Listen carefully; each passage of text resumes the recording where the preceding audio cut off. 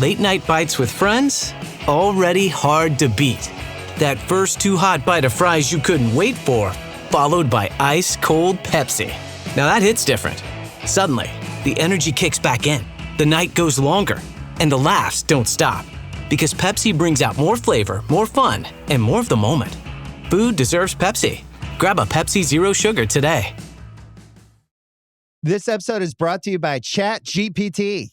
Hey, it's Bill Simmons from the Bill Simmons Podcast. Have you guys heard about ChatGPT work? It's the new way to use ChatGPT for bigger multi-step projects. And when you need more than just answers, give ChatGPT work access to your apps and files, and it can create real work documents like spreadsheets, slides, and structured reports. Get started at chatgpt.com by selecting work mode, available on Plus and Pro plans.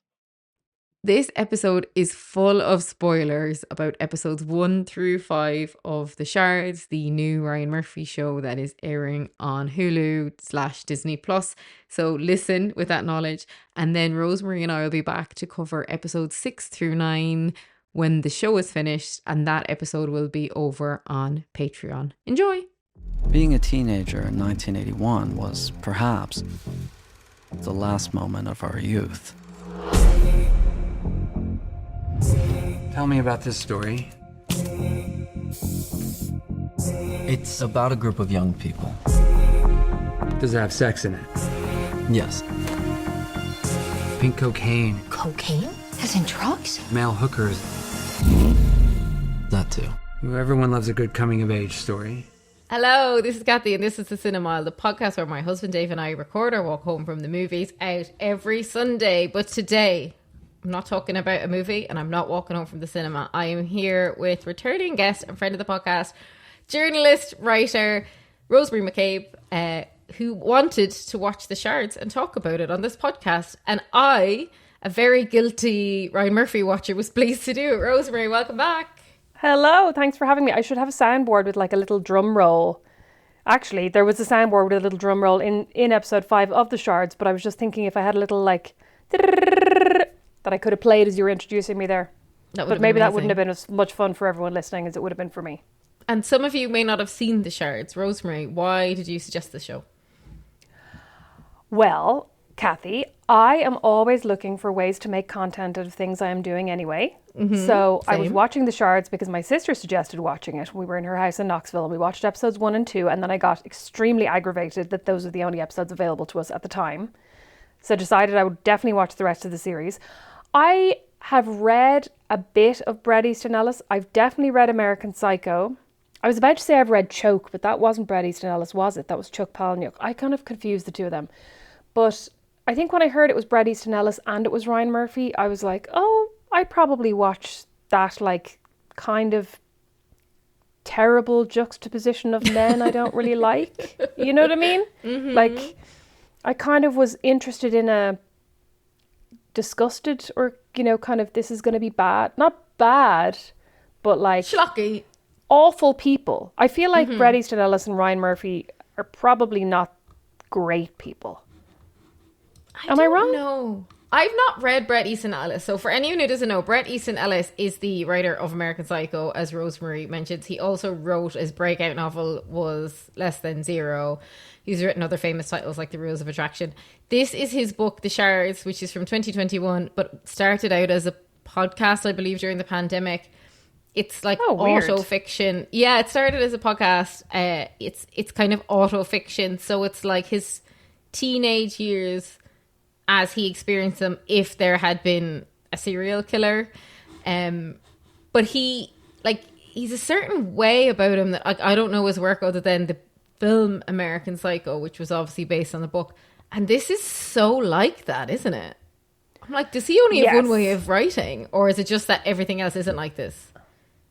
I mean, I think he has a very distinct style, but I was watching this with my husband last night and he was going, this really isn't good. Why are you watching this? And I was like, oh, like, you know, he was like, this is really stupid. This is really schlocky, like whatever. And I was going, no, it's like you have to look at it through the lens of American Psycho, through the lens of like moneyed American teenagers. It is a commentary on that through the lens of like Bret Easton Ellis as a teenager. And he really didn't get it. So I do wonder if it's kind of you have to be, like I was talking to somebody yesterday about how Americans, I was in a restaurant and this American waiter could not understand my accent. And I was like, my accent is not particularly hard to understand. I don't have a very strong accent. I just have a non-American accent. But I think if you've never been tuned into other accents, it kind of takes you a bit of time to tune in. And that's kind of what I feel about this. You need to be tuned in to the kind of style of it, to the language or the voice of I guess the tone of it, in order for it to make any sense. Because otherwise it does just seem like, what is this? And like, I've had some moments as well of going, what? Like episode 5, I felt really like, what is this show? What am I watching? And we're talking about episodes 1 to 5 today. I think as well, you kind of need to be on board with Ryan Murphy. And I talk about Ryan Murphy a lot, actually over in our Patreon. I'll talk about a lot of his shows. Like, I tend to get sucked in. His big, I guess, break that we would have all known him from was Nip Tuck, which was obviously humongous success. And then he's just had this huge career, like huge hit with Glee, which he did. Looking over the years, he's done like a ton of American Horror Story. He's done Scream Queens. Mm-hmm. He had a couple of series that I loved that would have actually, the years they came out, have been in my top 5 TV shows of the year. Like he had Feud, the Betty Davis and Joan, which was brilliant. Did you see Feud? No. So camp. Like, again, back to this, it's so camp. He did the assassination he is very camp, right? Oh, unbelievable. Like the assassination of Gianni Versace, American Crime Story. Unreal. But like that. Ross from Friends playing the Kardashian. He did Pose, which I loved. He did Hollywood, which I really enjoyed during the pandemic. He did The Politician, which I've not seen. Have you seen The Politician? No. He's done so many things I can't even mention. He, like, obviously the whole American Crime Story thing has just gone on and on and on. I watched the O.J. Simpson American Crime Story, and I watched several seasons of American Horror Story up to, I think, Circus was the last. I didn't watch the one where the first one with Lady Gaga. Yeah, I didn't get that far. Dave used to watch a lot of American Horror Story. I didn't. Then this last year, All's Fair came out. Did you watch that one? No, I didn't. This is the one with Kim Kardashian and... Mm-hmm. I mean, loads of other people, but Kim Kardashian is the name that everyone knows, right? But like Sarah Paulson, who he always works with. Naomi Watts. Yes. It had Glenn Close. So Naomi Watts, Glenn Close were terrible in it. Obviously, Kim Kardashian wasn't great, but to be honest, probably was better than I expected. And I thought, Ryan Murphy's lost it now. Like, he's bringing these really esteemed actors in and he's making them look really bad. And it was, like, I think I had it as my worst show of the year that year. I was like, I don't think I can watch him again. But then The Beauty came out this year, the Ashton Kutcher one. He's so prolific, by the way. It's actually, he's not writing all these shows, but he's either writing, directing, exec producing. He moves around networks. The Beauty was the Ashton Kutcher one where it's like Ozempic, but it's if it made you like shed your skin and be really young. And that was so schlocky, like pure horror, ridiculous. I ended up loving it, talking about that on Patreon. It's awful though. And then he made Love Story. Did you watch that one?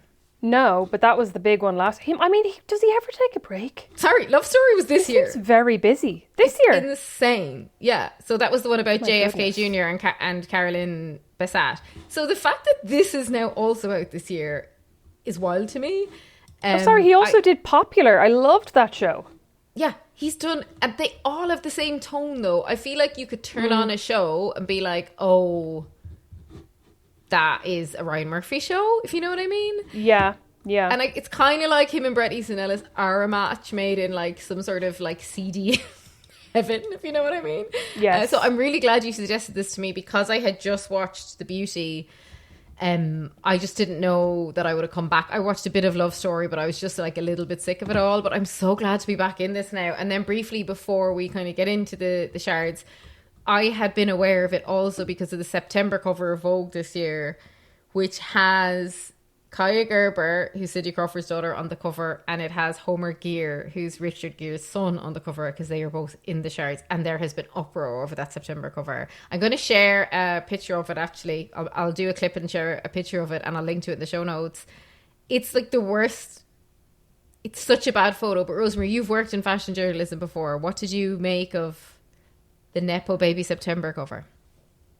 I mean, in terms of getting people to talk about your magazine, right, it's done amazingly well. What I really thought about it was, you can tell that Kaya Gerber has been modelling since she was about 2.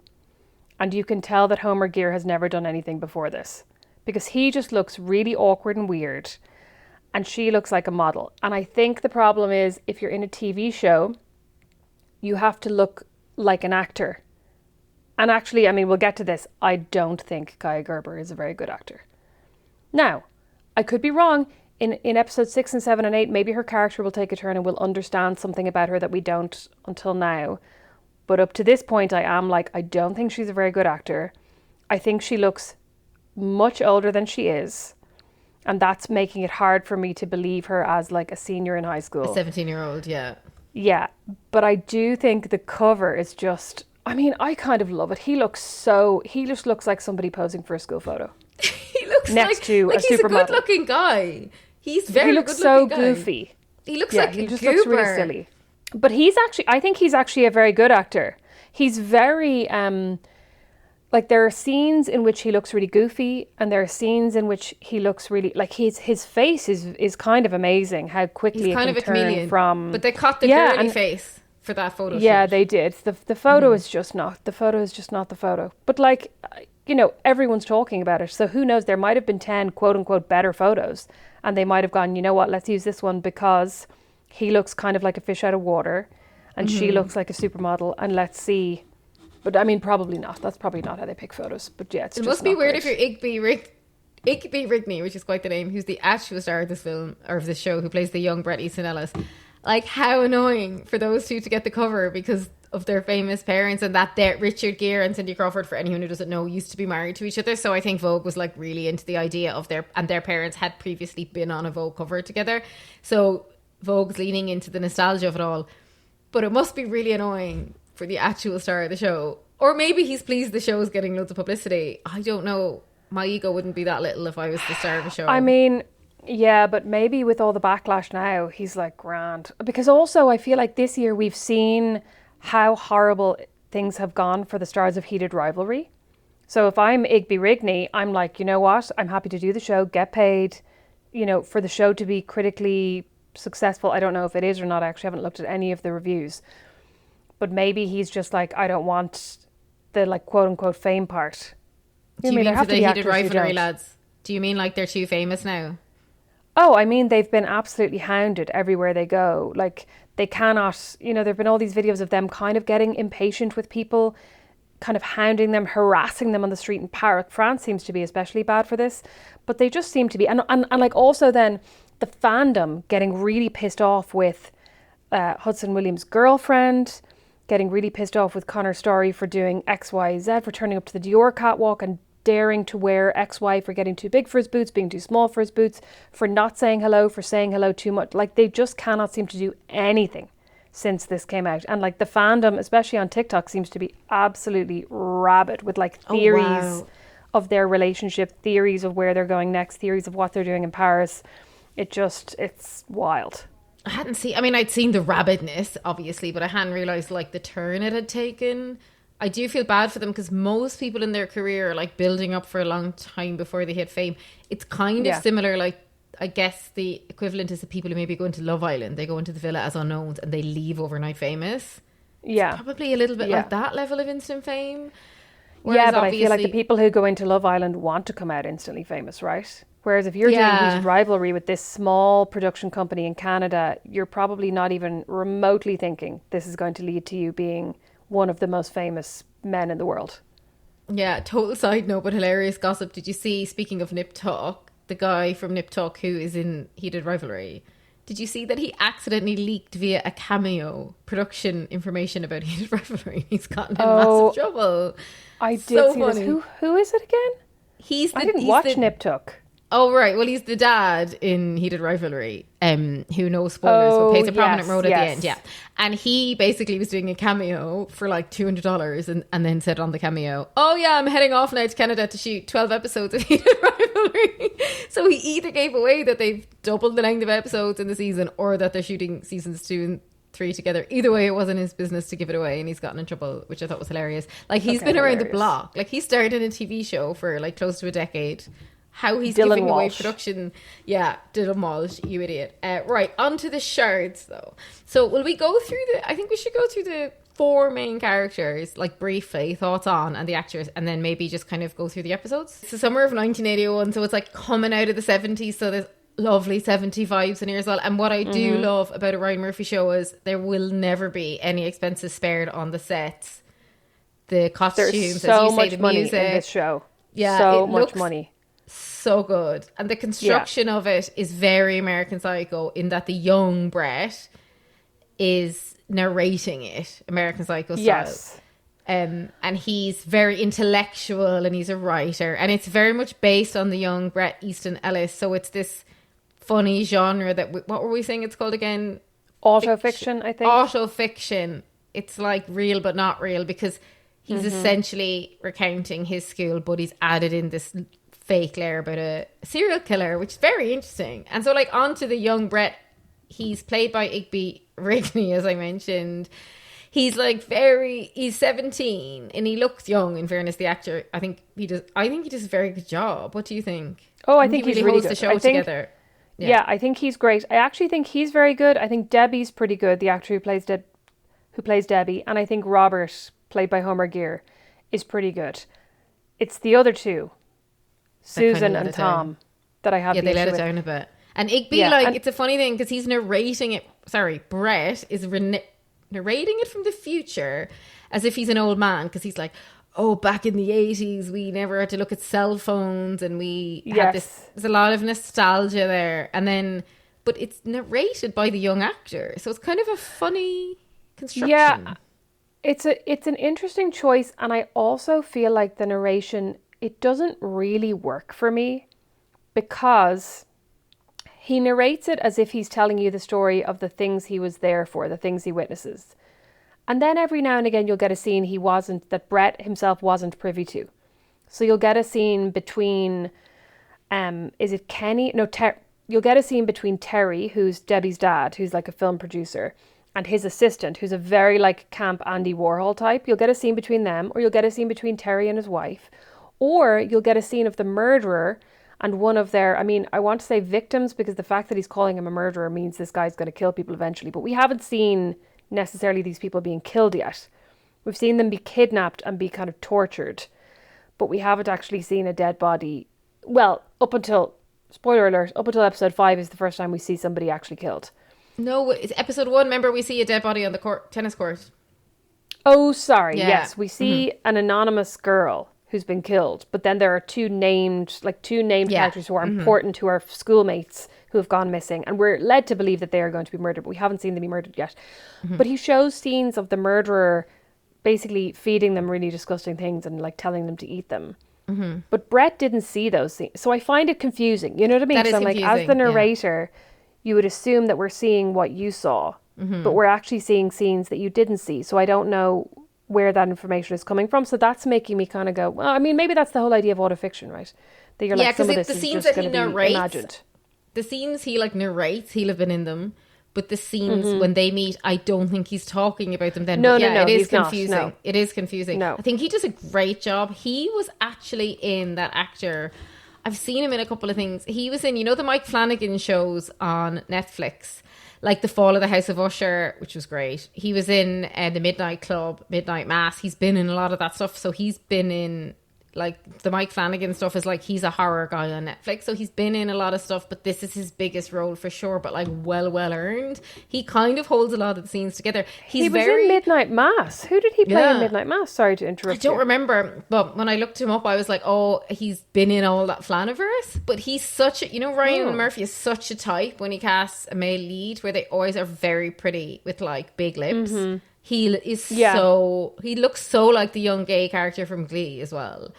He just has a look that Ryan Murphy loves. Even I think he looks a bit like Ashton Kutcher, who obviously starred in The Beauty. I think he's a great lead. I think it's hilarious that Bret Easton Ellis would cast him as himself, because he obviously has a notion that he might be that good looking.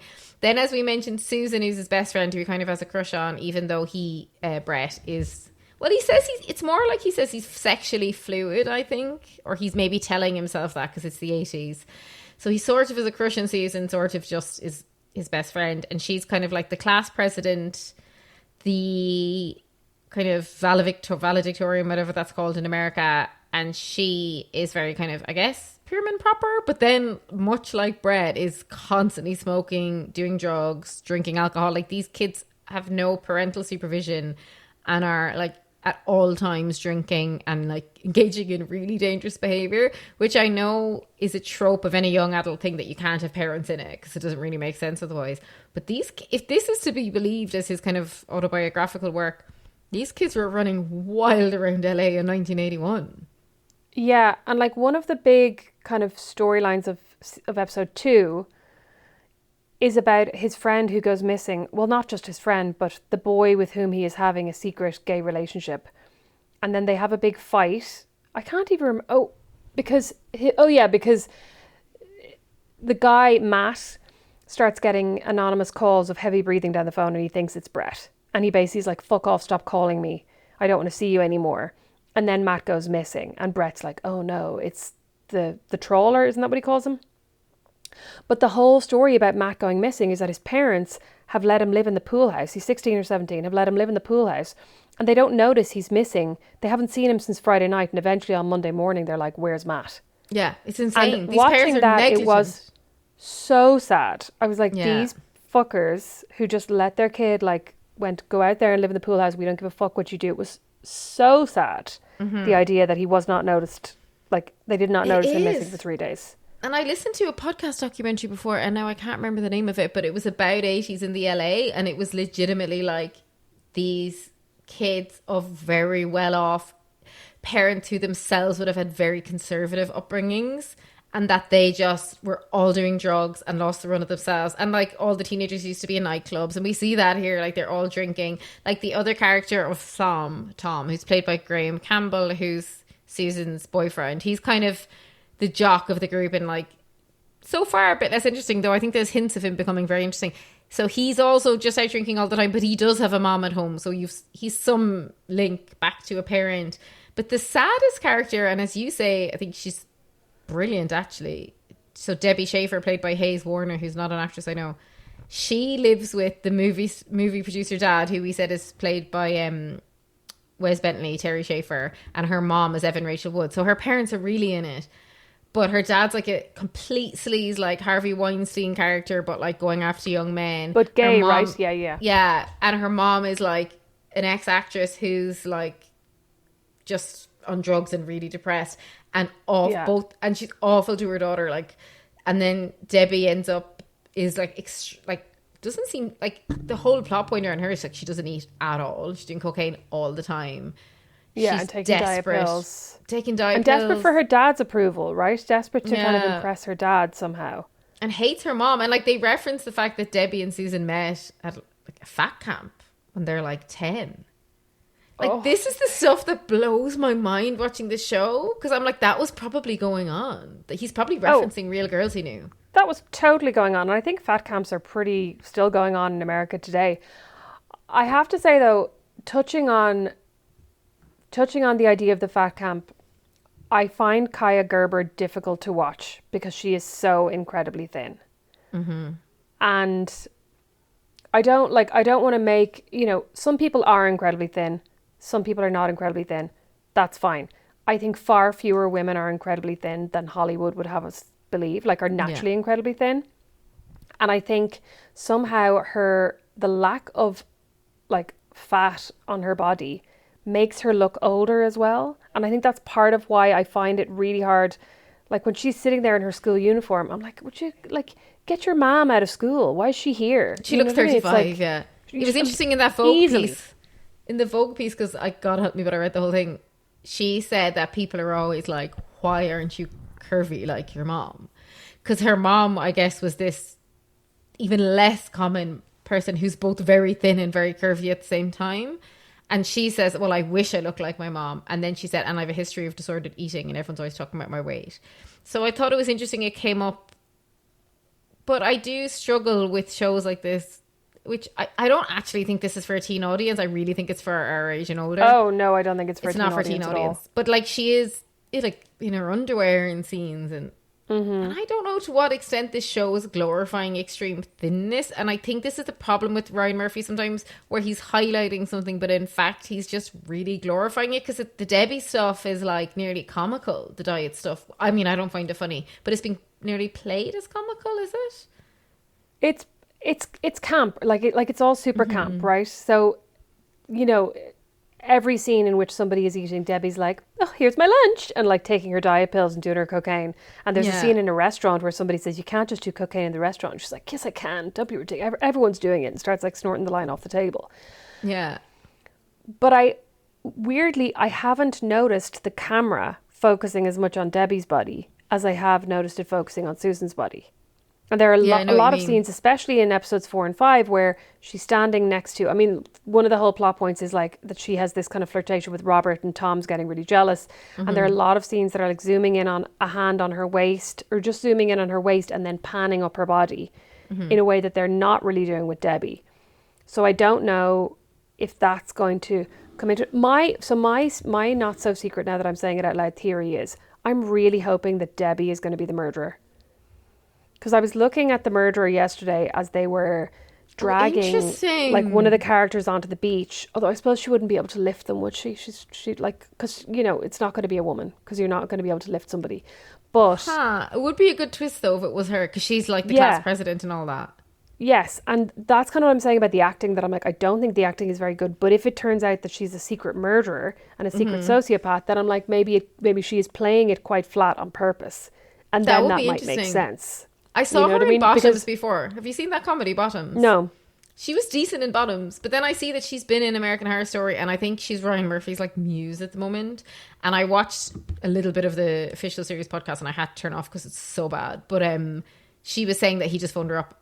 No, she met Bret Easton Ellis, and like, just as you do, and he was writing the Shards, and he was like, oh, you just are Susan.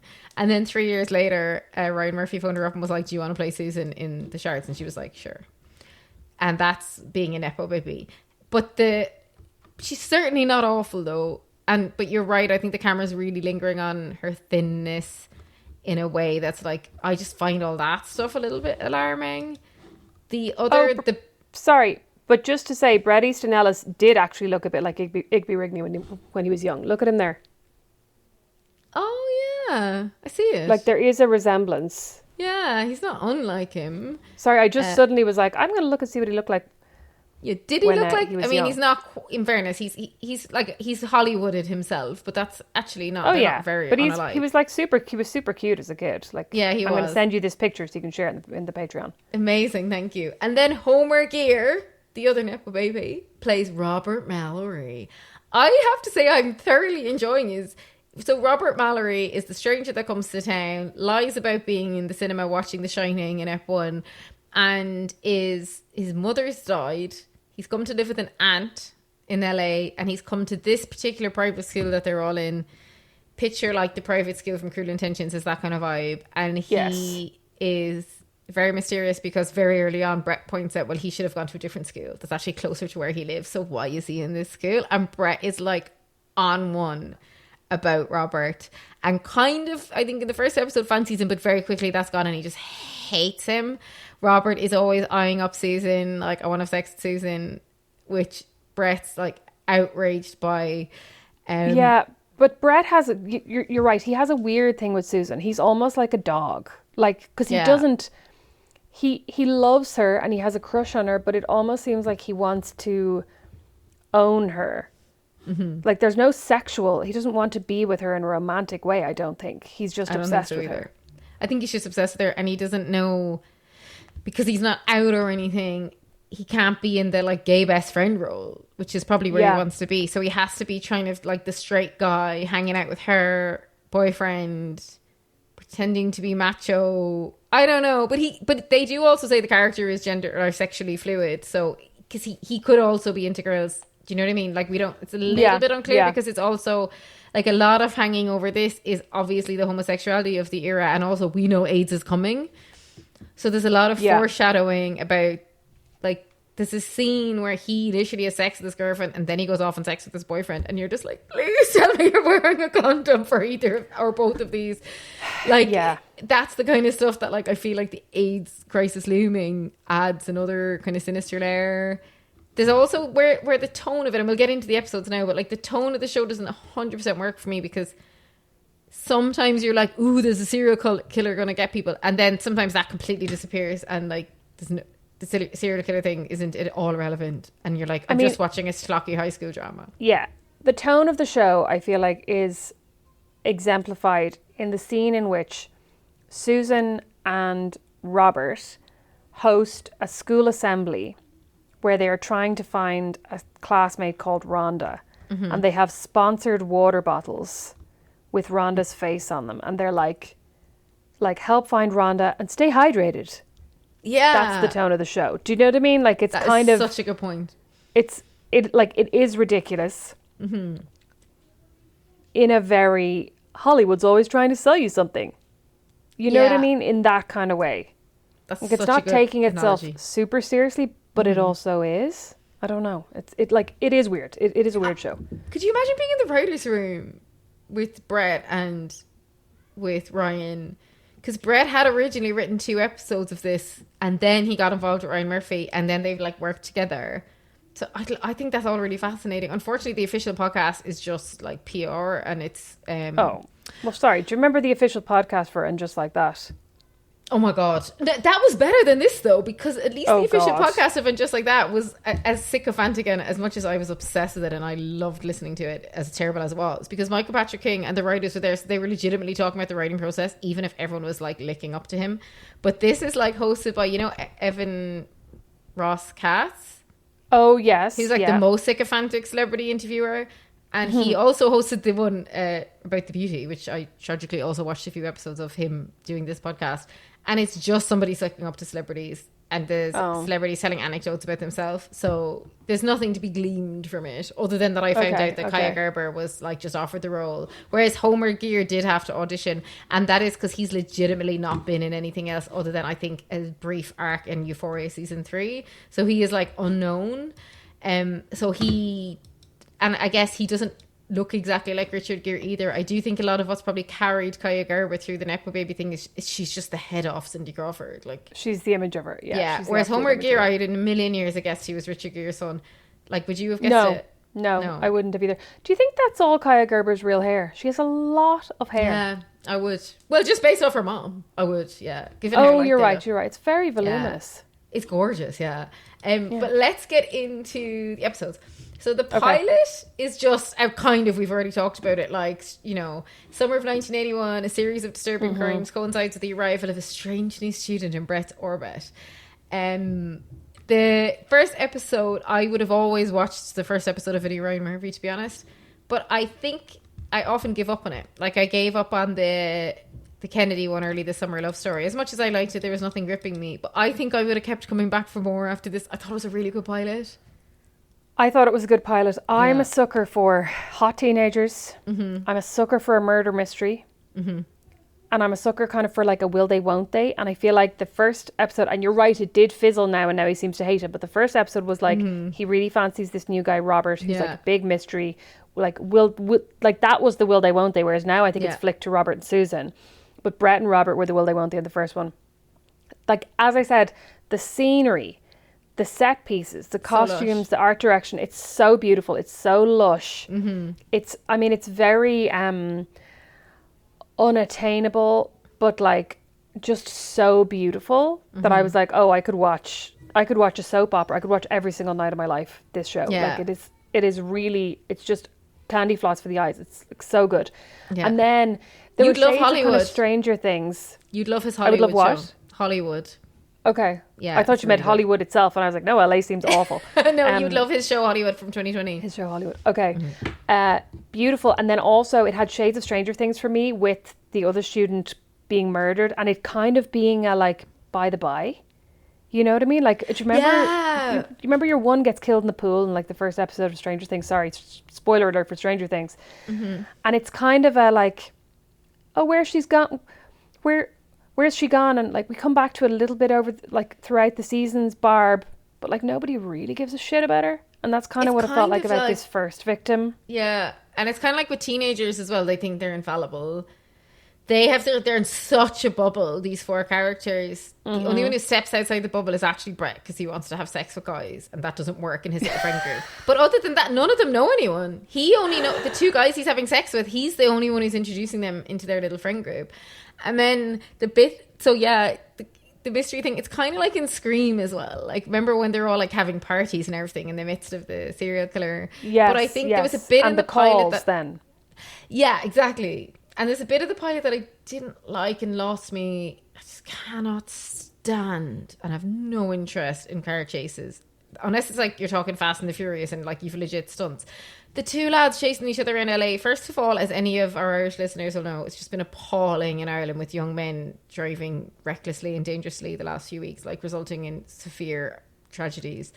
And then just young, and it's the kind of bit of American Psycho I don't like, when it's just so macho and like, that's why I like Brett more than I liked the character in American Psycho, because he's not macho, but just that scene really bored me to tears, and I fully tuned out for that. I was like, I don't need to watch these 2 now.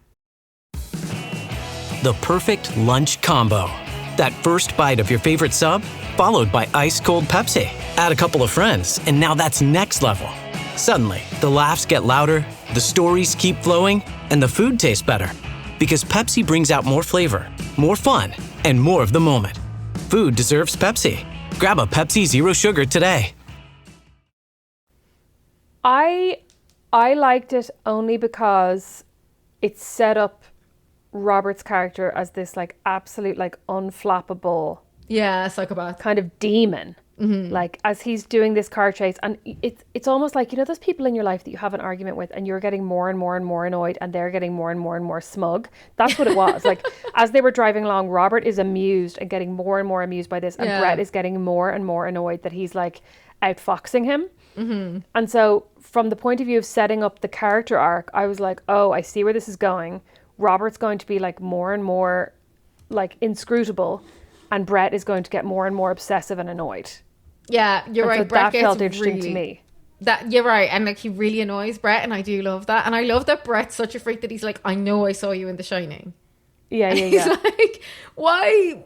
Like, whoever notices anyone in the cinema? But like, it's because he was so like, and he's gorgeous. Like, and Brett fancied him. That's how he noticed him. But Brett can't say that. So that was really that but was like good. also that Robert's such a freak and is like, I wasn't at The Shining. Which is like totally something, like I remember one time trying, like I went on holidays with 2 of my friends, and of like basically I went on holiday with 2 of my friends when I was in my teens, and one of the other girls was driving the other 2 of us mad the whole time. And on like the 3rd to last night, we went downtown and we got this food and we brought it back to the apartment to eat, and it was these chicken wings that were fucking so spicy, you have no idea, right? And as we were eating them, my friend who was driving us mad went, oh my God, these are so spicy. And for whatever reason, myself and my other friend were like, oh, do you think so? I don't think they're spicy. And literally we just gaslit her. Like, it was the first time in my life that I was aware of gaslighting somebody like out of badness. And I was like, oh, do you think they're spicy? I think they're delicious. And the 2 of us just sat there and ate them like psychos. So like you're the going, Robert. Oh, these are really... Yeah. But I mean, I could see like it's such a good way of annoying somebody. Yeah. To remain like unbothered by all of this spice. And any of us with siblings will have been on both ends of that as well, for sure. That was, I love that stuff. Episode 2 was Don't You Want Me, which they used very well, the song. We've got the 4 main characters in hot tubs doing loads of drugs. Robert's creeping more and more in. I think this is the episode where we see Brett and his boyfriend kind of breaking up, isn't it? Yes. Yeah. Yes. And that's sad for Brett, because he's kind of like, I feel like Brett is always like artificial and playing a character. He plays the character of like, of what he thinks a sophisticated adult can be. And it seemed like when he was in bed with his boyfriend, he was actually happy. Like even like when he's having sex with his girlfriend, it's completely performative. And there's actually loads in this episode, because we kind of get a little bit more insight into Brett and Debbie's relationship, and we see her kind of pushing him and pressuring him to have sex with her, and him kind of going, oh, well, I suppose you can see it in his eye, you know what I mean? I suppose I better get this over with. Yeah. And then going to be with the boyfriend. And as you said, it feels like he's kind of taking it, like having a deep sigh of relief. And then we also see him meeting up with Debbie's dad to pitch him his screenplay. And Debbie's dad being very fucking creepy with him, buying him drinks in this bar, like coming on to him, telling him it's going to have to be their secret, you know, just like really, really, really gross behavior from Debbie's dad. And then in that same episode, God, loads happens, Matt goes missing. So we get the whole kind of background of like Matt's parents don't know where the fuck he is, didn't even see him from Friday to Monday and didn't give a shit. And that's after they've had this really sad breakup where Matt's basically like, and you can tell that Matt's very on edge about their relationship, and it's like nobody can find out. And as soon as he feels like you're getting weird and you've started making all these calls to me and you're bothering me, this has to end. And he's super like stressed about it. Brett's really upset. And then Matt goes missing. And in that same episode, at the very end, Brett gets a call, which is also a weird storyline because it never gets brought up again. He gets a call where the murderer plays him a tape of Matt basically begging for his life. Or does he post the tape and then he plays the tape? Oh, yes. Which to me is insane. Yeah, he listens to basically like his boyfriend being force-fed. Well, we're also seeing the visual, which kind of doesn't make sense, being force-fed like a fish and being tortured and like begging for his life. And at the end of that episode, I'm like, wait, so you've received a tape, which is like pure evidence. Doesn't do anything with it. No, but I wonder if that's... But I wonder if that's because of the whole gay relationship part of it. Because he's like, why would the murderer be sending me a tape of this guy that I'm supposed to barely know from school?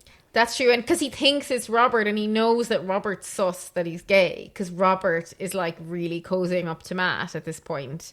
And like he keeps catching Robert talking to people that he's like, why are you talking to Robert? Like he's completely freaked out about Robert. Yeah, that makes sense. Yeah. But like it's pretty fucked up that he got that tape though. And then the next episode it's like back to business. That was a disturbing end to the episode. And actually kind of sad. It was really disturbing. And I was kind of expecting him to take the tape to the police in the next episode and for that to be more of a storyline. And instead we just kind of move on to episode 3, which is the really Rhonda episode, isn't it? Yeah, Help Me Rhonda. So she's their classmate who has what we would call Tourette's, but at the time they didn't know what it was. And she goes rollerblading. And this is like, again, a great Ryan Murphy set piece. She's like around this roller skate, like rink. And all the lights are on her. And this is like this wonderful dance sequence. And at that point, Dave walked in and was like, this just looks so like a Ryan Murphy show. She's like parading around and then she's missing. And we had known from episode 1 that like the serial killer also like kidnaps pets and stuff. And a lot of pets are missing around. Like real classic serial killer. I think the reason Brett didn't want to admit, or that we're led to believe Brett didn't want to admit that he'd been at The Shining, is because a girl had been kidnapped like right after it, and he maybe didn't want people to know he'd been in town then or something. Oh, sorry, you mean Robert? The reason Robert didn't want to admit Robert, he was at The Shining. yeah. Oh, gotcha, because he was claiming that he hadn't moved to town until like right before school, kind of thing. Yeah, so that could be it as well. But yeah, with Brett, with the Rhonda stuff, that was really sad. Brett's trying to convince the group not to cancel this party that they want to throw as a welcome party for Robert. Brett's trying to convince the group to cancel the party. Yeah. Sorry, cancel. Because they're all basically, like, oh, let's welcome party for Robert. Basically, yes. They're having a welcome party for Robert. And Brett's trying to convince them to cancel it. And they're like, well, you know, we've booked the caterers. But also in episode 3, as you do. Also in episode 3, we have the really weird scene where Terry takes Brett up to the mountains in LA, up to the hills, in his car, and this van pulls up beside them, and you kind of get the impression that like Terry has told someone to come and watch them. What's that called when you come and watch somebody having sex again? I feel like I used to be aware of what this was, but I can't remember what it's called again. But it was so weird because it was just there was no other cars around, so why would Brett have done it with one van pointed at them in broad daylight? Word for it. It's like frogging or something. It's not frogging, but it's like something that you can come and like you all pull up in the same car park and watch each other have sex. That's interesting because I took it that like, was it Robert spying on them? But it was so odd. Like it was just a weird scene. Oh no, because Terry looked real smug about it. Yeah, Terry is like, he's giving us the role of a lifetime, that actor. Like the hair, the face, the clothes. The costumes in this are amazing, but like, the clothes. But yeah, sorry. Unhinged. Rhonda goes missing in this episode. We get Brett kind of getting into like a froth about Robert has definitely done this, and then he follows Robert to this empty house. Yeah, he sees Robert come out of the house and put a bag in the car, which we maybe do or maybe don't see that bag again later on. There's kind of a scene with the murderer where it looks like it could be that bag, but it also could be a different bag. And then he goes into the empty house, which also there's kind of a plot hole because Brett follows Robert up this country lane, up this narrow driveway to this house. And then when Robert pulls away, he goes into the house. But how does Robert get out of the driveway when Brett's car is in the driveway? Don't know. I had not the same see thought. him? Yeah, I think they're so rich that their driveway has 2 ends. 2 ends. And is in like a loop. I couldn't figure that out. And he goes into the house, and while he's in the house looking around to see what Robert's hidden, we are also seeing basically a split screen with Rhonda in this basement in a cage. And I wrote in my notes, oh my God, is he going to find Rhonda? This is unexpected. Yeah, same. So I was like, so if he excited. finds Rhonda in this episode, and it's only episode 3, I was like, where is this series going to go? Like, but no, he does not find Rhonda. He finds a school blazer on top of a bloodied gecko, like a live gecko covered in blood. Insane. In the basement. And then on the split screen, we see the murderer coming into Rhonda, handing her a beautiful ramekin full of what look like live, fresh guts or something, or eels. I don't even know. Something moving. Yeah. It looks like intestines, but it was moving around. It's absolutely disgusting. And that was the end of episode 3. Weird. And I was like, are they implying that Robert had kept... And then he says in his weird voiceover, and later on I would tell the cops that I thought there was a head in Robert's head in the bag. I love his narration, by the way. I live for the narration. But that bit at the end, I was like, what is happening? And there's a thing about Ryan Murphy shows, and I've watched a lot of them. They tend to fall off a cliff at the end. Oh, so no. Don't tell me. Don't tell me. Because this was weird. I'm cautiously optimistic about the whole thing. Episode 4, I've just written down Japanese concept. Oh my God, kill me now. Because Brett, who is a bit of a pain in the arse, I have to say, is sitting around at lunch with his friends and it's like, there's this Japanese concept that means, and I'm like, shut up, you bore. He's so pretentious. He's like, I'm going to be a writer and I'm going to be an insufferable bore. And but you know, I met a lot of 17-year-old boys like him when I was that age, real arty types.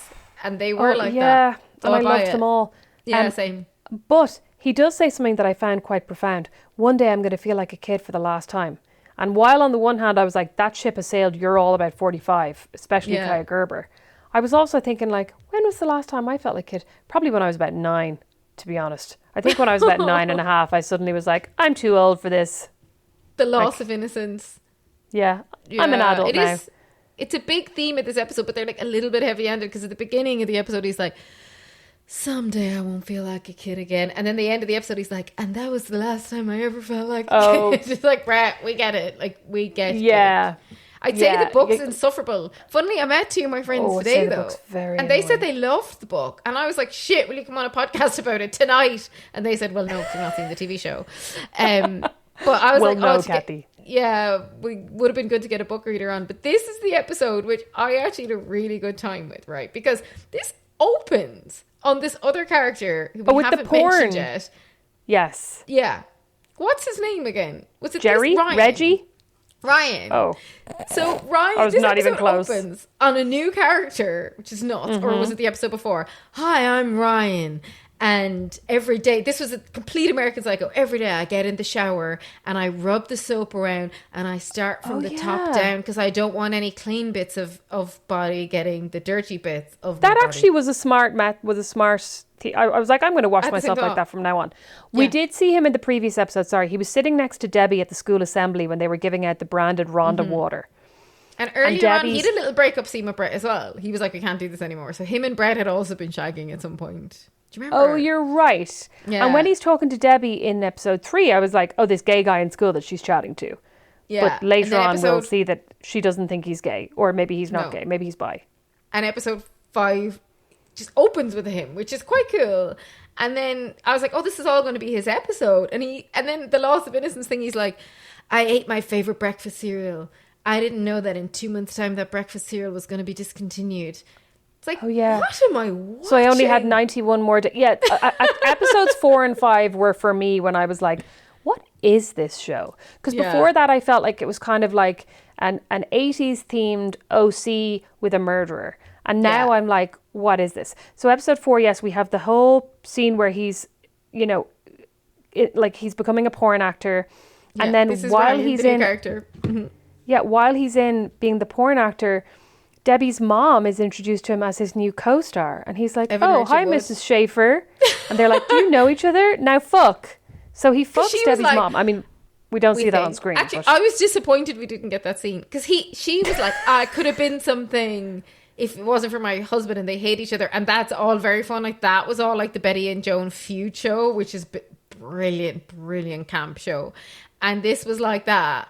I was really enjoying their scenes together. But then it's just like, oh, she's a porn star now. And Ryan is but there's some good bit on deck where Ryan's in these porn movies that are only, as far as he knows, distributed abroad. And he goes in and they start telling him about VHSs. And they're like, now anyone can watch porn at home. And he's like, wait, I don't want to be recognized. Like, I don't want to be on someone's VHS. I want to be like in Japan or something in porn. Yeah. So poor Ryan now, what has he signed? Because I know, poor Ryan. And the producer basically says to him, don't worry about it. Nobody can afford these VHS machines. They're like $10,000. And literally in episode 5 then, Terry's assistant is literally like, I saw you in the porno. I watched it last night. And he's like, fuck. Yeah, like it's so, actually awful. Ryan. Like, yeah, crazy. Yeah. But but like, it's so weird on episode 4 to open with a different character, give him like a 5-minute scene and then go back to our main characters again. But it all in the same time. So odd. Yeah, then we're back to the main characters. They're planning Robert's party. We get to Robert's party, which is happening in Susan's house because her parents are in Palm Springs. Like, parent your children. Yeah. But also, then there's there's a whole palaver at the party, right? And I actually thought that Homer Gear was brilliant in this episode. Yeah. He's so good. Gets like drunk or high or both. He smashes he's on like an antipsychotic bottles. med and he's not supposed to drink. So he just takes he drinks alcohol. Oh my God, it's so good. And he loses his mind and he starts dancing and he is an incredible dancer. Yeah. But while he is dancing, Debbie's off in the bedroom about to fuck Ryan, who just fucked her mom. Yeah. And I'm literally like, don't do it, Debbie. Yeah, like, and he's also get away from this creep. He's also shagged your boyfriend. Oh yeah, he was. Oh God, what a gross little circle. Mm-hmm. And then while they're up there, and this is again, you're like, you're introducing new characters, new concepts. I don't think this guy is the murderer, but while they're on the bed and she basically suddenly goes, oh no, she sees a picture of Brett in the nightstand because Susan, the sap, has a picture of the four of them on her nightstand. And Debbie suddenly feels guilty. He's like, I can't do this. And then they hear a creaking from the closet. And they both go, oh no, who's in the closet? And this guy comes out of the closet with this really fucking long knife. Yeah. And stands there menacing them. Yeah, for what feels like about 10 years. But I don't think he's the murderer. So I'm a bit like, why are there all these random people killing people and bringing out knives? And then Tom the jock came in and he was like, hello, Tom. And Tom keeps referencing about how his dad disappeared. So I think that was Tom's dad. I don't think he was old enough to be Tom's dad. Oh, mate. Because they were like, how did you know him, Tom? And Tom was like, he didn't say my name. And I was like, what is happening with Tom in this episode? Yeah, that was really weird. And it did seem like the guy knew Tom. But in Tom's defense, Brett had said Tom's name before the guy said Tom's name. Or no, Debbie had said, be careful, Tom. And then the guy went, see you around, Tom. This episode was unhinged, but when I tell you I loved every minute of it. Cut to Robert on the dance floor where Brett's like, I know you murdered your mom. Because somebody basically is gossiping about the new kid Robert and says, did you hear that his mom fell down the stairs and he was arrested, but he was later cleared for it? And then Brett's like, ding, ding, ding. He killed his mom. Brett hates him. Yeah. He hates him. Although I do think he really wants to fuck him. Then he slinks off. He whispers in Robert's ear very sensually, I know you killed your mom. Then Robert downs the shoulder of vodka and starts getting down on the dance floor. Yeah. Then he jumps in the pool. Jesus, a lot happens. He also walked across broken glass because he was smashing glass. Oh yeah, that was very dramatic as well. And Susan and Tom had been kind of having a romantic dance, and then when Robert arrived, she literally turns her back on Tom and is like salivating over Susan Robert. Needs to dump Tom. She doesn't care about Tom anymore. Tom's old news. So Robert jumps in the pool and then just like floats in the pool. And Susan's like, oh my God, he's drowning. Tom, jump in. And Tom's like, no, he's on his own, which I understand. Also, Tom's like, you'd get this. Like, Tom's a curly guy. He can't be jumping into pools like that. I did actually think his hair looked much better wet. But anyway, Tom and Susan both jump in, rescue Robert. And then Susan gives him, and I thought this was a weird choice as well. She gives him CPR and the camera, they show it in slow-mo. And they're obviously trying to show it as like a kind of a sexual thing. But it's a really weird scene. Yeah. I think because he's like, fast?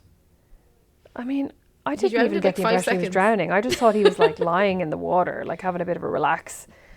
But yeah, she gives him CPR and she goes, "Are you okay?" And he says something like, "I'm always okay when you're around," isn't it? Or only when you're around, isn't that it? He whispers something because he keeps whispering up Yeah. to anyone who listen. I want to fuck her. Oh my God, it's taste your and the sweet. things- You know what? I know the things he whispers in Brett's. He's just driving Brett That's so absolutely good. mad. Brett's like So going good. about his business, and he's like, "I'm gonna fuck your girlfriend." It's just, but she's mad about him as well. Like, and Tom is just like Tom is that high school boyfriend that like one day you're like, "Oh wait," like she's noticed I'm a 35-year-old woman and he's an 18-year-old boy. Like suddenly this chasm opens up where like he's not what she's looking for. And then you kind of think the episode's going to end there. Like, so basically there's been an intruder in the room. Debbie nearly cheated on Brett. Weirdly, the intruder sort of maybe knows Tom. That's all mad. Ryan, the porn star, is in the room with her. All this shit happens in the pool with Robert. And then they basically just like all wake up the next day and they're all just like hanging out by the pool. And they all get And into that's their the end white of the fluffy episode. robes and they lie on the sun loungers and Susan goes, "Debbie, don't you want to look at the sky?" And Debbie puts on her sunglasses and goes, "Look, I've seen it before." Yeah, that Debbie's was sad, such a actually. hardened bitch. Debbie's like she's lived too many lives.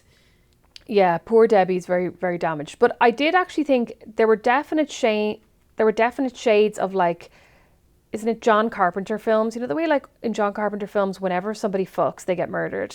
I felt like that scene with like Debbie and Ryan going up to the room to have sex. It was very 1980s horror slasher flick that there would be a guy in the closet with this knife. And another thing I've written down, I've written down knife guy is kind of hot, which like I probably think that about everybody.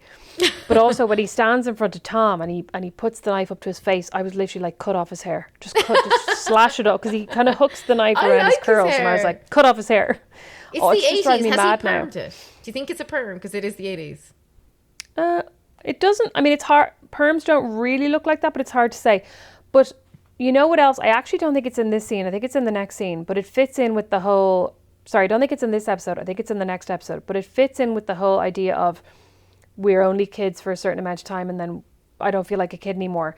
When Tom says to Robert, "I'm the quarterback," and you can see Robert being like, and You peaked in high you know what I mean? school, Like, buddy. that's not important anymore. And up Yeah, like, until we're now, that already has over been that. important. Yeah. And Yeah. like Tom, that has been his calling card. Do you know what I mean? I'm the quarterback. Yeah. And they're only Robert's just all- started senior year, so like they're Yeah. you know, he's still technically Yeah. got the whole school year. There was one Yeah, bit at but the end like- of Robert's party, which is the name of episode 4, where Kaya Gerber turns to Brett and goes, Susan turns to Brett and goes, "What did you whisper to Robert?" And he's like, "Nothing."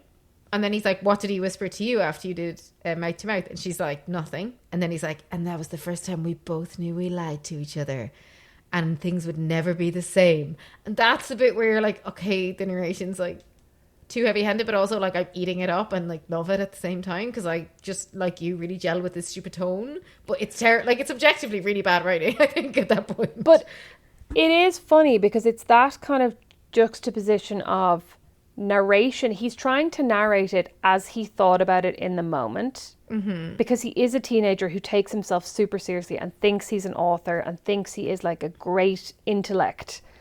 But he's also writing it and narrating it from years in the future. So that's where I think like, and why it jars slightly, because you're like, Yeah. at the point at which you're narrating this, you would realize you were being ridiculous. But because you're trying to talk about it as if it's happening now, you have to kind of commit to the bit. yeah. And like, that's what's interesting about it. And like, I wrote a memoir a couple of years ago.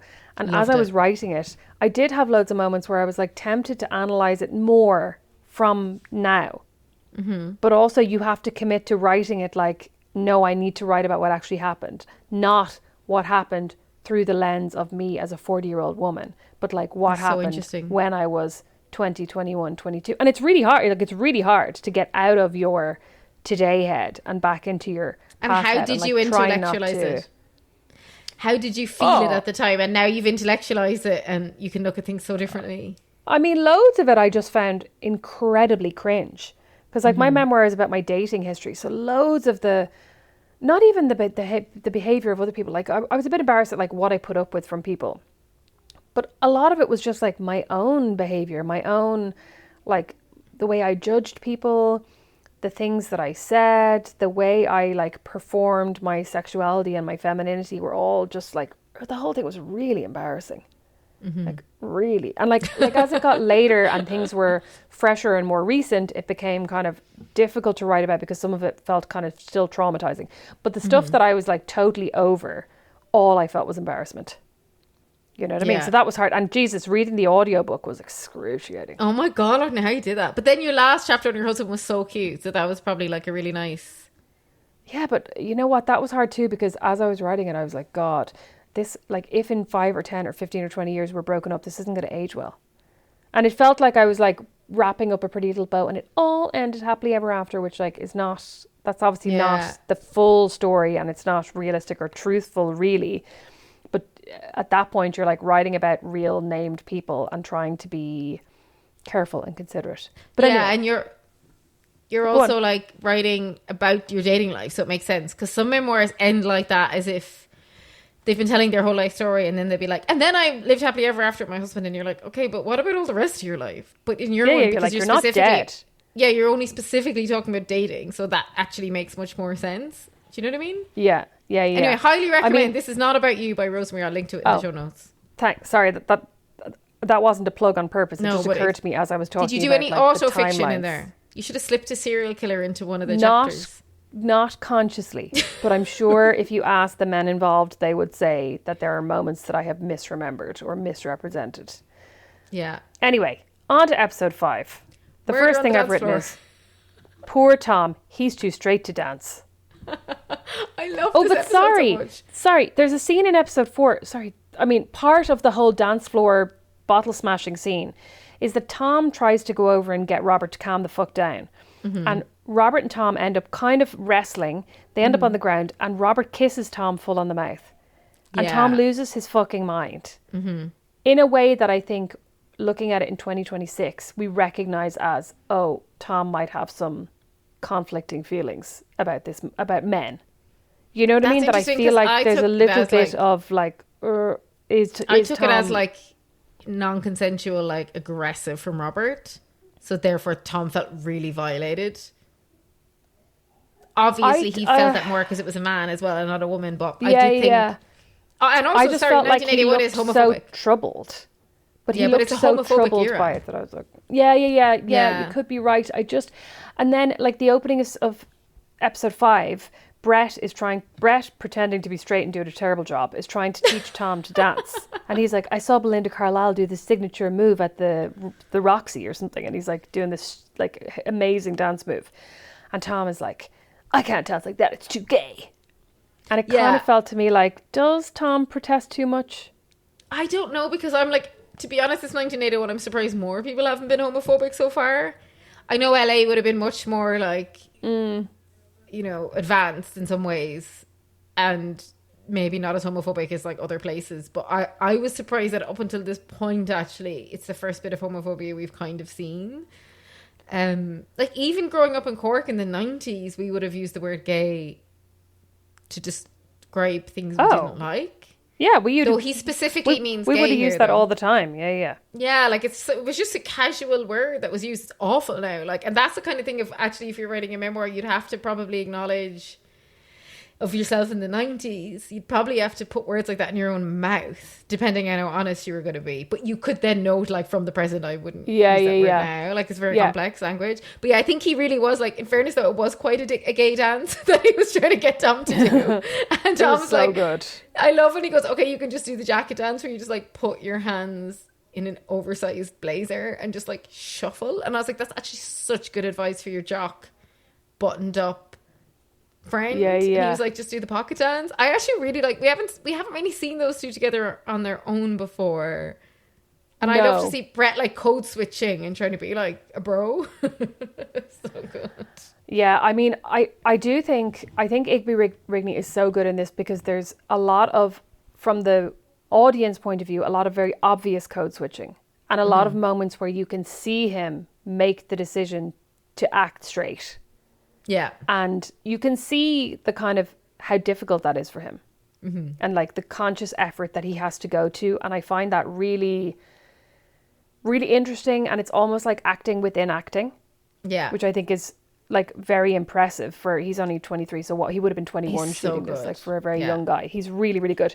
But this episode is interesting because almost the entire episode takes place on the set of this show, Dance Off. That's so fun. So they are all under Debbie's careful tutelage.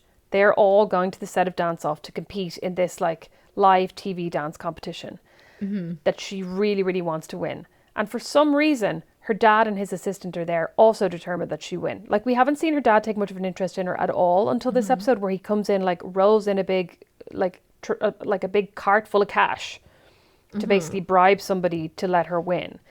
And we find out at the very start of this episode that this girl Cha-Cha, who has won the last 3 nights in a row, or the last 3 episodes in a row, has been like, what is it, like Dancer of the Night or something? What's it like? Groover of the Week. Groover of the Week, you're right. Groover Dancer of of the the Week. Night. Jesus, I shouldn't name anything. But she's won the last 3 of them, and it turns out that she's having an affair with the presenter. And at the very Tony beginning, she Cruz. says to him, Tony, it's time for you to tell your wife. And he's like, looking at her going like, tell my wife what? And she's like, that we're together and we're going to be together. And he's like, no, like, I'm not blowing up my life for you.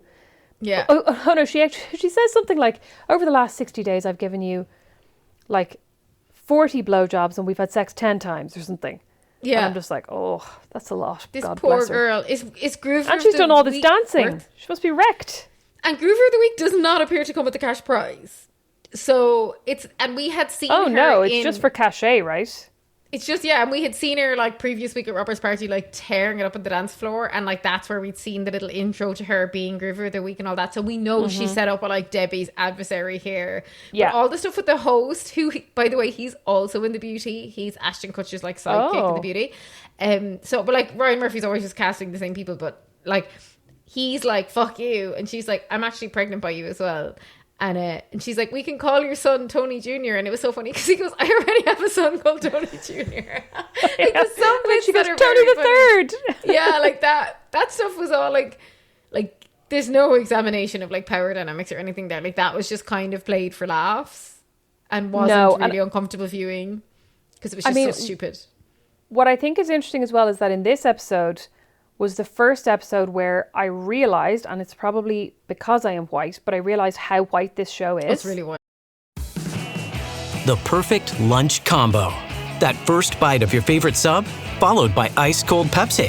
Add a couple of friends, and now that's next level. Suddenly, the laughs get louder, the stories keep flowing, and the food tastes better. Because Pepsi brings out more flavor, more fun, and more of the moment.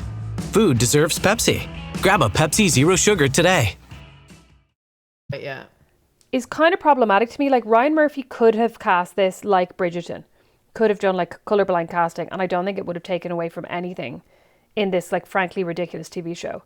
It did make me think, because interestingly, as I'm watching this, I actually started and stopped because it was so depressing watching this documentary in Sky Atlantic called, I think it was Sky Atlantic, somewhere on Sky. It was called The Curse of Glee, and it's a documentary about Glee. And the bits at the beginning, I was very much reminded of how diverse for its time Glee was, in that we had characters of colour, we'd gay characters, we'd curvy characters. And this show, in contrast, is like, well, there's obviously no body diversity whatsoever. There's no racial diversity in any of the core characters. It's very... And like that's probably maybe representative of when Brett went to school, and maybe he's like, because it's auto fiction, he wants it. But I think you're right, it could have been blind casting, because the whole thing, I mean, there was no serial killer when he went to school anyway. So I'm very aware of how white the whole thing is as well. It's interesting though, on the curse of Glee stuff, to go on a little tangent, is so grim. As we know, like a lot of, like 3 of the lead characters are now dead.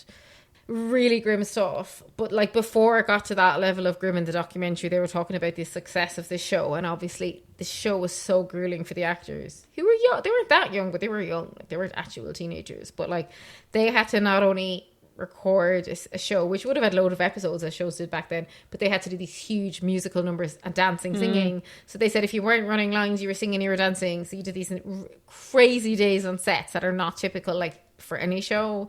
And then they had to go in and record all, like, in the booth to record all the music. And then they had to make the albums. And then they had to do a Glee tour. So they said that, like, these kids, like, the first year they did a Glee tour, they did a few cities around America. by year 2, they were doing like 100 plus shows. So they were never off, because typically you might do really intense period of production and then you've like a good break before you're promoting the show. But they were just on this constant cycle of promotion. But that was also, I feel like that was weird. much more normal back then, because I just wrote a piece about Hayden Panettiere following her death, and I realised that when they shot Heroes, because Heroes had so many episodes per season, they shot for something like 9 months of the year.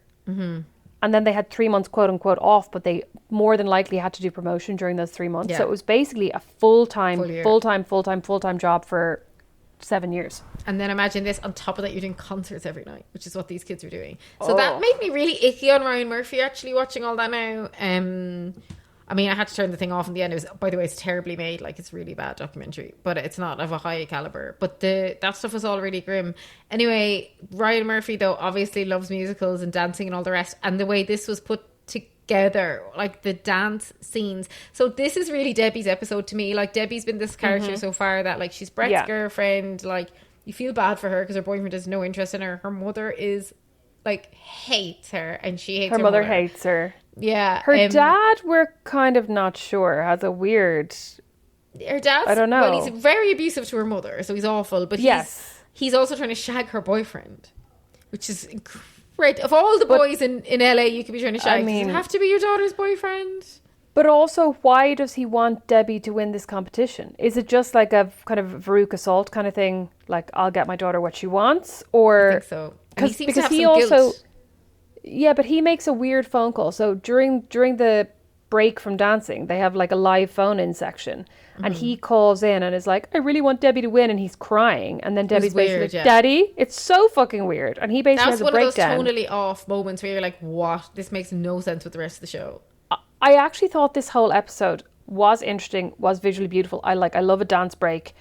I love that film, She's All That, you know, they have the dance break at prom. So great. Yeah. Also problematic film, but anyway.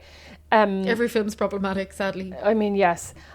Like, I loved like all of that, all of those aspects of this, but this was the episode that made me go, what the fuck is this show? So I was like, what's going on? And then at the end of the episode, Rhonda, who we last saw kneeling on the beach in front of the murderer being force-fed something disgusting, appears on her roller skates at the door, covered in blood, and cuts in her face. And like, how did she even know they were there? Like, if she escaped from a murderer, why did she have her roller skates on? And how did she know they were at this studio? It's like the hottest questions show I'm in sure town, they're never I going to guess. answer. Yeah, because they'll end on a really dramatic moment relating to the serial killer, and they will never come back to that moment again. Yeah. Like, it was heavily implied in the end of, was it episode 2 or 3, that Robert was keeping her in a cage in his garage, Yes. and that, like, she had just been missed by Brett. And then we never came back to that either. He never... I know he says later on I would tell the police, but he doesn't phone the police right now and say, look... Okay, let's just talk about the end of several of these episodes. One episode ends with him listening to the tape of Matt being tortured. Yeah. Never mentioned again. Another episode ends with this bloodied gecko with the school blazer on top of it, clinging to the bars of a cage. Never mentioned again. Another episode ends with, like, this guy with a knife is in the closet of Susan's room, comes out, seems to threaten Debbie and Ryan, who, like, also were about to have sex, and that's kind of never mentioned again. But he comes out, kind of threatens to stab them, threatens to stab Tom, seems to know Tom, disappears, never mentioned again. Yeah. And now, really, Rhonda has appeared at the door of this dance-off thing. Oh, and sorry, that's not even the climax of the episode, because the climax of the episode is that Cha-Cha has her throat slit in the ladies' bathroom. Yeah. And is dead. And I'd almost completely forgotten about that. Now, I mean, the conclusion is, obviously, Tony does this. Because she's just told him that she wants to be with him, she's going to tell his wife, and she's pregnant. And this isn't the MO of our murderer, right? Because our murderer, he's coked off his head, but our murderer kidnaps people and tortures them before killing them. Whereas she is just pounced on in the ladies' bathroom, killed. And then poor Debbie, who's having a bad day because she also loses the dance-off to her former best friend, Susan, who also in the previous episode, Debbie says, if you were at a party in my house and your number one enemy turned up, I would make her leave. And Susan's basically like, well, I'm not telling Cha-Cha to leave. Look at her. She's dancing and having a great time. Susan's a bad friend. Well, the Susan and Debbie stuff is fascinating here because Debbie basically says like, you're class president, you're going to be homecoming queen, you've got the perfect boyfriend, you have everything. All I want is to be Groover of the Week, which is like so sad that she's like, that's all I want. And Debbie's like, okay. And then in this episode, all it takes is for Robert Mallory to be like, Debbie, you should win. You're amazing. Susan. Sorry, Susan, you should win. You're amazing. And Susan's like, do you know what? I should actually. And I'm like, Susan, you fucking, like, weapon. Let Robert your Mallory best friend have anything. Robert Mallory does some excellent dancing in this episode as well. Oh, yeah. So he plays like a ghost clarinet that I truly was like, this man is a And, like, their chemistry genius. was really good in this scene. It was really, really good. Really good. And it is actually mad that their parents were married. And this is where, like, clickbaity nostalgia, Nepo baby shit works on me. Because I was like, wouldn't it be weird if they got together? Now, they obviously won't, but, like, I couldn't help but think it. It's pretty weird, like, that their parents were together. But I think Debbie is such a good actress. I think she's possibly the best actress in the show. The hurt on her face when Susan wins and just the sadness, like, she's so depressed. Like, she's a full-on drug addict, like, anorexic, has a boyfriend who doesn't give a shit about her. Like, there was a scene at Robert's party which was so awful where, like, she has no connection with Brett, but she's trying to have one, and she's like, I bought you a gift, and he's like, oh, I'm busy, and he opens the gift, and she says, it's a first edition, and he's like, it was just printed this year, they're all first editions. Just such an asshole thing to say. I thought that was funny. I mean, such an asshole thing to say, but I did think that was funny. When she's trying, and then he actually said, like, I mean, it was funny, but he said, like, sorry. And then she starts crying and turns her back, and then he just walks off. Oh, sorry. I feel like my husband would do that. My husband can't cope when I start crying. I think he's just like, oh, I'll just walk off until she stops. Like, I'll just go into the other room and, like, when I come back, she won't be crying anymore. But if you just like, try to make this huge connection, like, with him, and he just, disdainful. And, like, Brett's really such sad. a prick. And I also thought, think God, she Debbie looked... is no one. No, and I think she looked really heartbroken when Susan won, but I thought she also looked raging. Oh, God, which is an interesting combination of feelings to be able to express in your little cute blonde face. And I'm very interested to see where her character goes next. Because I'm like, that's a potent combination of being, like, heartbroken, betrayed, and raging.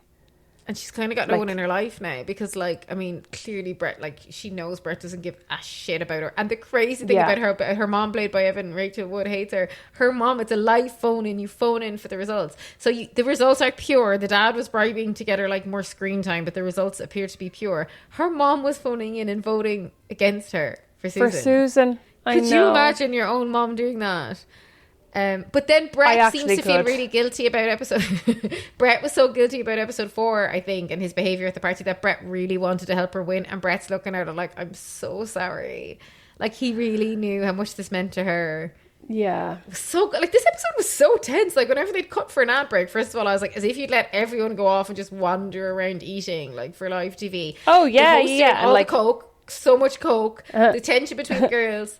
Like, it was mad. And not be like everyone come back, stay here, don't ruin your makeup, don't go over there, don't disappear to the bathroom, where's Cha-Cha? What are your predictions now for the rest of the season? I don't know, like, there was a weird little thing where Ryan and Terry's assistant Stephen, who the kind of creepy Andy Warhol guy you mentioned, who I'm loving, he's just a pure Ryan Murphy character. He's so creepy and weird and sinister. And ridiculous, and, like, buys Coke for the daughter and, like, is really abusive to the wife also, and I think seems to know she's been in porn now. So he was phoning up, and then he did a weird phone call to Ryan, remember? So I think something weird's going to happen with him and Ryan and the dad, and that's going to be like a weird fucking side plot. But moving forward, the next 2 episodes that we haven't watched yet, they haven't aired yet. They air on August 26th. Homecoming Part 1 is Ep 6 and Homecoming Part 2 is Ep 7. So if we thought Murder on the Dance Floor was going to be a wild episode, these 2 are going to be fucking nuts, like. And then we have Hamlet is episode 8. Yeah, and then 9, The Stairway to Heaven. So God knows what's happening with those titles. So the last episode airs on September 9th, so we'll be back that week at some point to recap, like, the last batch of 4. I was just thinking about, like, I think it's such a commentary on how gross Hollywood is and how gross it's always been. Mm-hmm. And I wonder if Ryan Murphy was presented with, like, it's so white, there's such a lack of diversity, would that be him saying, well, that's a commentary because I'm showing the worst parts of Hollywood. Like, I wonder if that's a part of what he's trying to say. Yeah, I mean, no And one's that, going like, out well here. You know, like Yeah. that, like, kids go missing and get tortured in Hollywood. Not in the way they do in this show, because this is such a literal interpretation of that. But, like, children do go missing in Hollywood. Children get swallowed up and eaten alive by Hollywood and spat out. And I think that's kind of what they're trying to show. But, And like, especially, like, you referenced Hayden Panettiere earlier, and I never read her memoir, but I listened to the Glamorous Trash episode a few months ago about it when it came out, and then it's so sad. And, like, with Hayden Panettiere and a lot of these child actors, it's very clear when they're the parental, like, the parental responsibility completely advocated by their parents, given up on, they're using these kids for money. It's very clear cut. And then I've been thinking about the child stars like her, and like her memoir, at the time writing her memoir, she like wasn't even speaking to her parents, like she hated them. yeah. And a lot of these, then I've been looking at like the Zendaya and the Tom Hollands, who are, you know, couldn't be more successful child actors and like seem to be such measured, healthy adults. And it really is that thing about, well, were your parents around or not, I think. Because even on our Patreon, you know, we watch old movies and review them, and we watched The Client last year because we did a John Grisham season, which was really fun, where we would read the John Grisham book and then watch the movie and talk about it. But remember Brad Renfro in The Client as well? He had a lot of addiction from like the age of 12, and again, a lot of issues with wasn't living with his mom and stuff. And it's just really stark when you see, like, say, a lot of the Harry Potter kids, and maybe it's more of a British thing, these kids who've come out of it so much better. And this does seem to be a commentary on, like, complete absence of parental supervision, obviously. Tom is probably the best of them in terms of being stable, and he has a mom at home. The other, like, their parents don't even live with them. Like, Brett's parents are in, like, Italy or something, or France. Debbie's live with her, but, like, they're not, obviously, like, no, they don't. good parents. I mean, they do, but they don't. Susan's parents are in Palm Springs, which like is in the same state, right? But like hours away. But the parents are paying for these parties as well. Like, they'll be getting the catering bill and stuff, and they don't care. I wouldn't say they're getting the bill. I'd say the kids have credit cards. I would be interested to see, though, is Tom as well adjusted as you seem to think he is? Because I think we're going to see... maybe Tom's going to be the next episode. I think we're going to see a dark side of Tom. Yeah, that scene in Murder on the Dance Floor that we didn't even reference. I know you mentioned the quarterback thing, but like when Tom and Robert Mallory are outside and Robert Mallory like eviscerates Tom.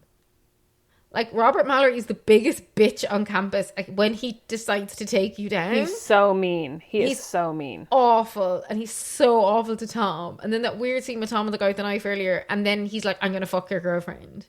So you're right. But he also knows, like, he knew in that little car chase with Brett, he knows exactly how to get under their skin. And that's what I think is kind of so genius about his character, that he is that, like, he's such a good, like, he's almost the Regina George. Like, he's such a good bitch, but, like, everybody still wants to be his friend. Yeah, he even said something like, even your own dad doesn't love you. Because we know Tom's dad had like left his mom, and that was so sad. It was awful, and it was all building up to them going to the dance. Then, like, I love the dance as like the moment that they all have to get back and dance again. But this was because Tom had suddenly turned up and been like, "I'm going to dance with you, Susan," and Robert was like putting the halfpenny place, so he decided to totally fuck Tom over and get rid of him. Yeah. But then, if you notice, Robert didn't turn up to the dance because we're meant to think, was he off murdering Cha-Cha? Yeah. Because he and Tony both walk in a little bit late and like flustered. Yeah, it could have been. And actually, maybe in the homecoming, oh my God, I've just realised what might happen. I'd say Robert get crowned homecoming king and not Tom. And Robert and Susan will be the homecoming king and queen. And that will just, like, Tom will lose his mind over that. Maybe. That would be great. I love this. I can't wait for this homecoming dance. I can't tell you. Rosemary, thank you so much for suggesting we do this, because I'm so happy to talk about this show. I always want to cover Ryan Murphy shows, and like Dave won't watch them. So when I try and do them on Patreon, it's just me telling Dave about them, which is quite fun. But and I had a few messages from people actually asking, were we going to talk about this? So it's brilliant. So this episode is going to go out on our regular podcast as well as on our Patreon, and then the next batch will be Patreon only. But Rosemary, tell our listeners where they can find your podcast and your writing. Oh, I have a podcast that I co-present with my sister, although we're kind of on a hiatus, so we're Patreon only at the moment. But you can find all the back catalogue on your regular podcast players, and it's called Not Without My Sister. And then I have a Substack, rosemarymccabe.substack.com, and you can find me on Instagram and Blue Sky and Threads, that murky place, at Rosemary Mac Cabe with an A in my Mac. But if you search Rosemary Mac Cabe online, you'll find me. I'll tag you here anyway. And you will remember Rosemary, of course, he was on many an episode talking about And Just Like That With Me, season 2 and 3. And also years ago reviewed Frozen 2. Oh, Frozen 2! When we met in person in London in 2019. Yeah. Last time we saw each other in person. Isn't that mad? Then Frozen 3 is coming out. Oh, yeah, I knew about that, but I still feel ashamed at the fact that I didn't realise that for the whole storyline of Frozen 2 means that Anna and Elsa are mixed race, and we missed out. We missed that opportunity to talk about that. I still feel bad that we said, because we watched it in the cinema and immediately recorded afterwards and weren't with kids, and you didn't even have kids then. And then now that it got me through the pandemic with my kids, Frozen 2, and Lost in the Woods is one of my favourite songs. And I remember saying on that episode that Lost in the Woods wasn't good, and I'm like, that's the problem about it. Sometimes I hated that on that episode. Yeah, I hated that the first time I saw it. When you record immediately after you've seen, it's like your memoir, sometimes you have to live with your own bad reactions to something, because I was totally wrong about Frozen 2, but I loved meeting you in person, so that was really fun.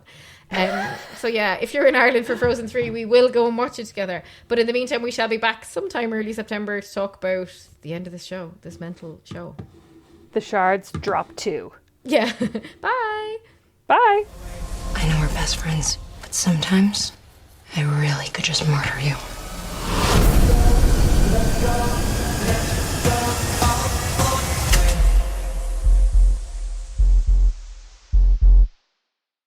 This episode is brought to you by ChatGPT.